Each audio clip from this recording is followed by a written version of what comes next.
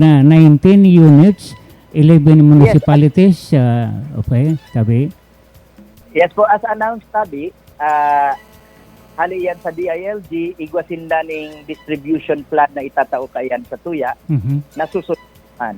Kasi pondo ninda iyan, bako man tabi iyan na pondo ng probinsya, kaya ang mas sunod tabi dyan ang DILG kung saan iaalokar na munisipyo. Ang initial lang na pagkakaisi ko sa distribution plan is minimum na tigsararo ang kada munisipyo.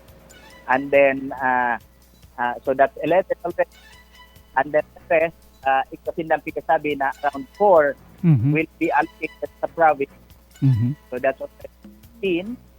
And then, itong apat, may mga i-identify sinda na mga munisipyo, depende sa no? And depende sa dati na nindang natawan, kung ari na mga munisipyo ang makakuaning duwa na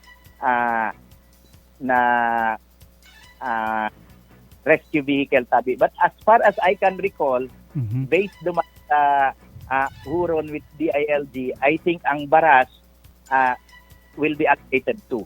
No? So, yan ang last ko na recollection tabi. No? But definitely, iaalokar tabi yan sa kada munisipyo, Sir Buddy. Okay, last na sa natabi. Na-mention mo kasi bago